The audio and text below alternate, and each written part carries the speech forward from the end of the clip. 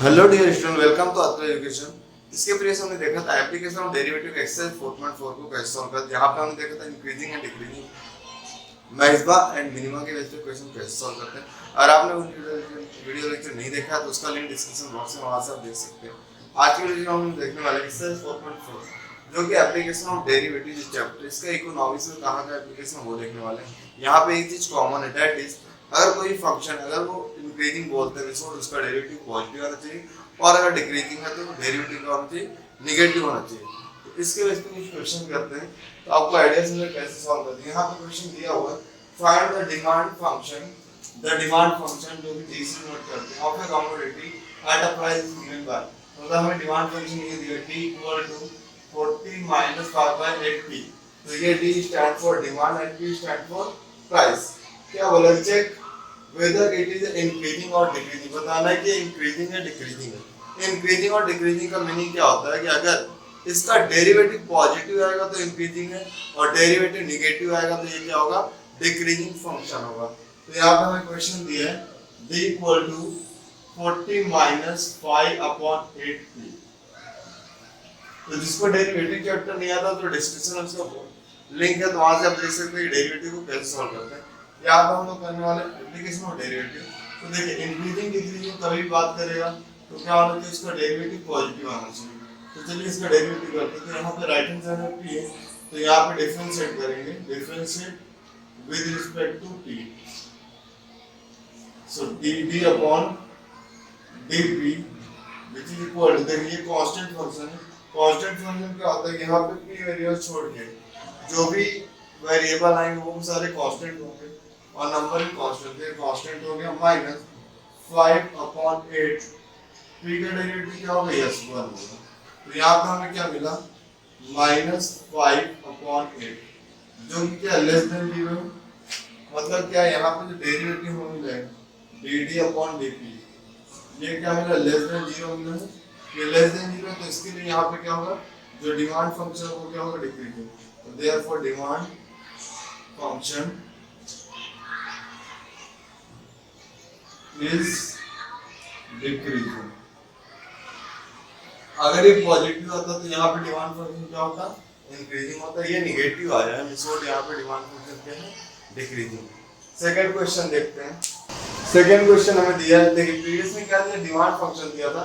यहाँ पे हमें प्राइस दिया है ऑफ डिमांड डी। मतलब यहाँ पे आपको दिया p equal to 183 plus 120d minus 3d square. ये हमें प्राइस दिया हुआ है। हमें ये बताना है कि ये प्राइस अगर इंक्रीजिंग है तो यहाँ पे d का वैल्यू क्या होगा, ये फाइंड आउट करना है। अब प्राइस इंक्रीजिंग है मींस व्हाट, इंक्रीजिंग डिक्रीजिंग आया तो हमें डायरेक्ट याद करें डेरिवेटिव। इंक्रीजिंग मींस व्हाट, इसका डेरिवेटिव क्या होगा, पॉजिटिव होगा। तो चलिए पहले डेरिवेटिव निकाल लेते हैं। यहाँ पे लिखेंगे differentiate with respect to, right hand side में d वेरिएबल तो विद रिस्पेक्ट टू d। तो ये क्या हो जाएगा, dd अपॉन dp, सॉरी यहाँ पे p, यहाँ p आएगा और अपॉन में d आएगा, because with respect to d का है। तो which is equal to 183 constant है 0, इसका क्या 120, d का डेरिवेटिव 1 माइनस 3 इनटू s/n का फार्मूला अप्लाई होगा तो वो क्या होता है n x/n -1। तो वो फार्मूला यहाँ पे पीछे आएगा d/2 - 1 1। तो ये हमें मिला है 120 माइनस 6d।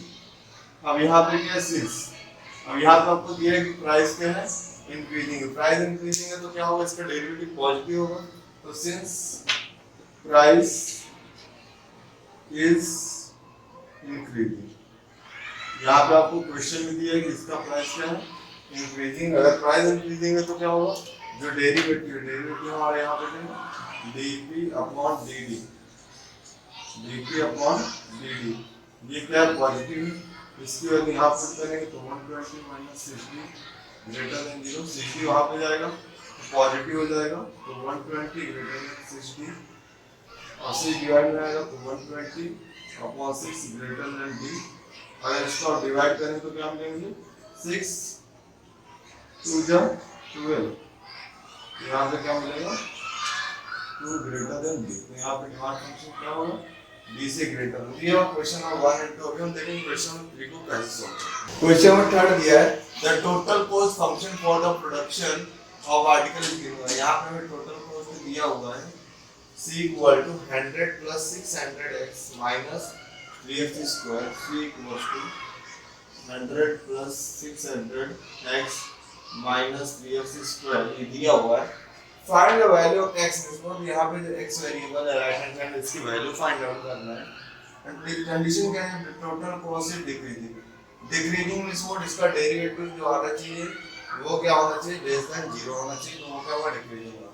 यहाँ पे फर्स्ट क्वेश्चन था, यहाँ पे इंक्रीजिंग था, यहाँ पे डिक्रीजिंग के बेस पे। इंक्रीजिंग डिक्रीजिंग कभी भी आएगा तो आपको एक ही चीज याद रखना है कि जो उसका डेरिवेटिव है अगर वो पॉजिटिव है तो इंक्रीजिंग है, नेगेटिव है तो डिक्रीजिंग है। तो डिक्रीजिंग का केस में इसको डेरिवेटिव नेगेटिव होना चाहिए, तो पहला हमें इसका डेरिवेटिव निकालना पड़ेगा।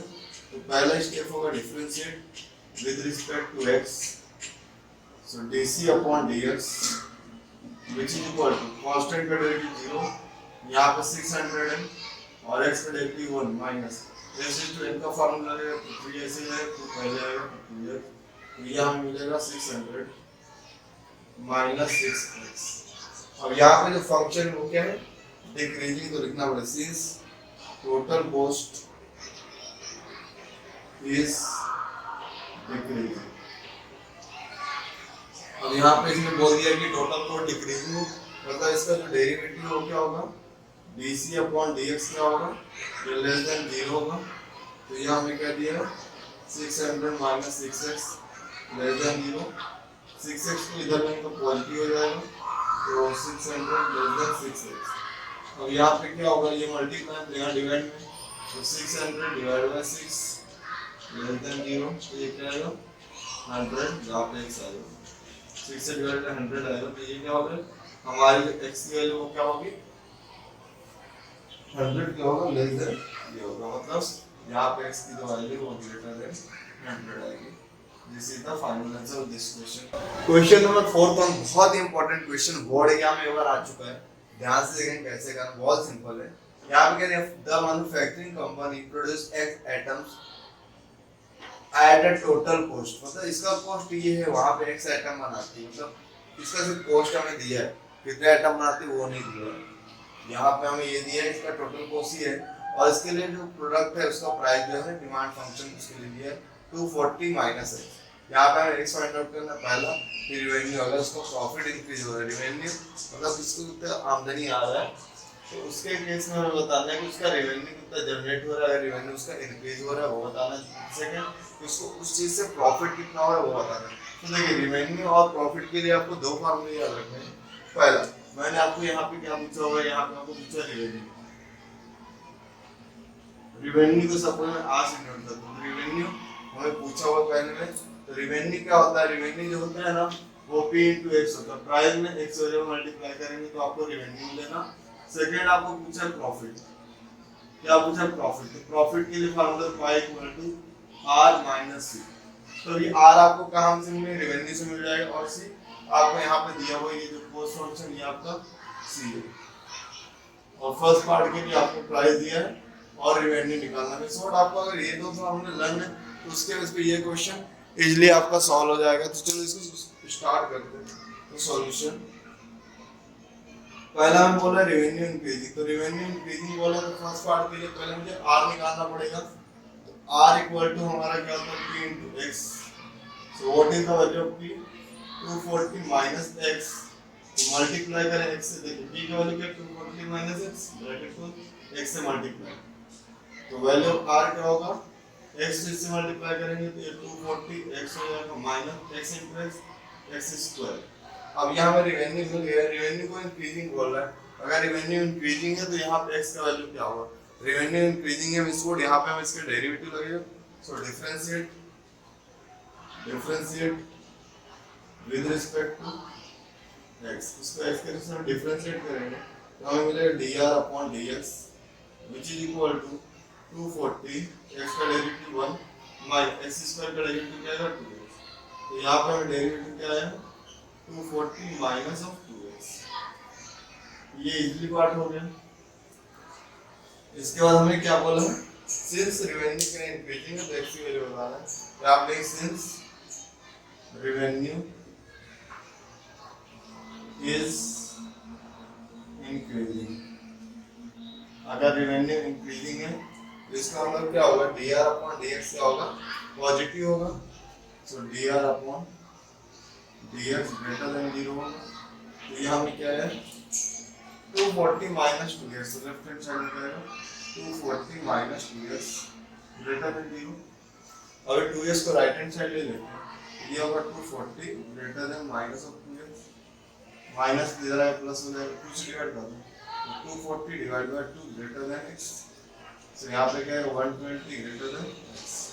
तो जो x की वैल्यू हो गया है 120 से लेस यहाँ पे। उसके बाद आपको सेकंड पार्ट पूछा, बट यहाँ पे ये पार्ट मैं आपको रहने देता हूँ बिकॉज ये आपके रेफरेंस के लिए, तो इसको ऐसा मैं इस बॉक्स में कंप्लीट कर देता हूँ। यहाँ पे हमें सेकंड पार्ट करना है, दैट इज द, आपको पूछा हुआ है कि प्रॉफिट जो है वो क्या इंक्रीजिंग है। तो प्रॉफिट इंक्रीजिंग, प्रॉफिट के लिए फार्मूला क्या होता है, pi equal to R minus C. तो सेकंड के लिए मुझे क्या होगा प्रॉफिट, तो प्रॉफिट के R equal to R minus of C. तो इसमें हम करते हैं सॉल्व। आर के वैल्यू में दिया हुआ है यहाँ पे 240x माइनस x स्क्वायर। तो यहाँ पे क्या आएगा 240x minus of x square minus, ये माइनस है c हमें देखिए यहाँ पे दिया 180 प्लस 4x, यहाँ पे x नहीं है 180 प्लस 4x, इसको ब्रैकेट में लिखेंगे 180 प्लस 4x। अब इस ब्रैकेट को ओपन करते हैं, तो यहाँ मिलेगा 240x minus of x square minus 180 minus plus minus of 4x। तो देखिए यहाँ पे भी x वेरिएबल, यहाँ पे भी बस x वेरिएबल। तो यहाँ पे हमने पाई इक्वल टू 240 माइनस 4 क्या हो जाएगा 236x minus x square minus 1। अब यहाँ पे क्या बोला, जो प्राइस है प्रॉफिट है, ये प्रॉफिट के लिए प्रॉफिट क्या इंक्रीजिंग है, तो इसका हमें डेरिवेटिव निकालना पड़ेगा। तो differentiate with respect to x. So d pi upon dx which is equal to 136 into x. तो 136 क्या है, कोएफिशिएंट है x का, तो यहाँ सॉरी 236 तो 236 x का डेरिवेटिव 1 माइनस x स्क्वायर का डेरिवेटिव 2x और कांस्टेंट का डेरिवेटिव 0। तो यहाँ पे हमें आया d pi upon dx which is equal to 236 minus of 2x हमें आया हुआ है। अब यहाँ पे सिंस प्रॉफिट क्या हमारा इंक्रीजिंग है, तो यहाँ पे आंसर करें since profit is increasing. Profit increasing है मींस व्हाट, इसका जो डेरिवेटिव होगा वो पॉजिटिव होगा, मतलब d pi upon dx is greater than 0। इसके आगे पार्ट को मैं यहाँ पे सॉल्व करूँगा। यहाँ देखिए 2 pi upon dx ये क्या 236 minus of 2x greater than 0। 2 यहाँ पे अगर पॉजिटिव हो जाएगा तो 236 ग्रेटर देन 2x, 2 मल्टीप्लाई यहाँ डिवाइड, तो 236 अपॉन 2 ग्रेटर देन x। तो 2 से डिवाइड कर तो 2 बन जा, 2 बन जा, 2 बन जा। यहाँ पे जो x की वैल्यू हो जाएगी 1 1। तो ये क्या हुआ, यहाँ पे ये क्वेश्चन नंबर 4 का फाइनल आंसर होगा। Total cost of the manufacturing X article, तो यहाँ पे कॉस्ट दिया हुआ है, यहाँ पूछा find X, actually find out करना। In the case of cost, average cost is increasing और डिक्रीजिंग, इंक्रीजिंग डिक्रीजिंग दोनों के लिए करना है। एवरेज कॉस्ट क्या होता है, जो भी कॉस्ट है उसको एक्स से डिवाइड करेंगे तो हमें मिलेगा एवरेज कॉस्ट। तो पहले यहाँ पे हम कॉस्ट लिख लेते हैं क्वेश्चन में। क्वेश्चन में क्या दिया हुआ 47x plus 300 of x square minus 4x। So, average cost क्या होता है, एवरेज कॉस्ट को जो हम लोग डिनोट करते हैं वो c ऑफ a लेटर से डिनोट करते हैं, ये होता है c अपॉन x। तो c की वैल्यू यहाँ पे क्या है 47x plus 300 of x square minus 4x raise to 4, sorry x raise to 4 है यहाँ पे, x पावर 4 आएगा और इसको हम x से डिवाइड करेंगे तो हमें मिलेगा c ये भी सोल्व होता है। तो एवरेज को c इक्वल्स टू ये x से डिवाइड होगा तो यहाँ पे आएगा 47 प्लस यहाँ पे डिवाइड करेंगे विल गेट 300 ऑफ x और यहाँ पे डिवाइड करेंगे तो x पावर 3, तो ये आपको मिल गया एवरेज कॉस्ट। अब यहाँ पे पूछा ये इंक्रीजिंग और डिक्रीजिंग, कभी भी इंक्रीजिंग और डिक्रीजिंग होगा। In that case you can find out the derivative of this, so differentiate with respect to x, so ca upon dx with respect to x करना है, तो यहाँ पे कांस्टेंट का डेरिवेटिव 0 and here 300 x का derivative 1 and this is 3x square. So we got the derivative as 300 minus 3x square.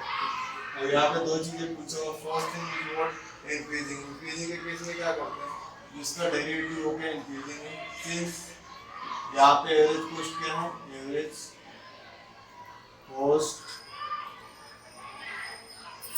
Is increasing. Increasing के case में क्या होगा, ये क्या जो फंक्शन है ये क्या होगा, पॉजिटिव होगा, means dc/dx is greater than 0. तो इसकी वैल्यू हमें क्या है 300 minus 3x square greater than 0. So 300 greater than 3x square.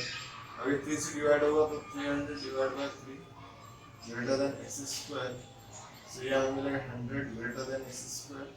Square root लेंगे तो 100 का 10 हो जाएगा और x का 2 हो जाएगा. तो ये क्या हो गया, इंक्रीजिंग के लिए हो गया. अभी सेकंड आपको यहाँ पे क्या दिया कि the demand function is decreasing for the second case. तो ये सेम करना है. यहाँ पे जो ग्रेटर देन का साइन है यहाँ पे क्या हो जाएगा, लेस देन का साइन. तो सेकंड पार्ट करते हैं. तो for the second part average cost is decreasing. So dc of a of dx less than 0. और एज इट सब कॉपी करना है और वहाँ पे क्या करना है, लेस देन का साइन दिखाना है. So this is 300 minus 3x square less than 0. 3 वहाँ पे जाएगा तो पॉजिटिव हो जाएगा. अब यहाँ पे 3 मल्टीप्लाई हो तो डिवाइड में आ जाएगा. तो 300 divided by 3 less than x square. So 100 less than x. तो 10 less than x. तो यहाँ पे क्या हुआ, हमने देखा कि इंक्रीजिंग डिक्रीजिंग से रिलेटेड जो भी क्वेश्चन होते हैं, इसका जो अपकमिंग वीडियो वहाँ पे हम देखेंगे कि मार्जिनल रेवेन्यू, एवरेज रेवेन्यू से रिलेटेड क्वेश्चन को और रेस्ट्रिक्शन के बारे में कैसे सॉल्व करते हैं. Thanks for your support. Thanks for watching.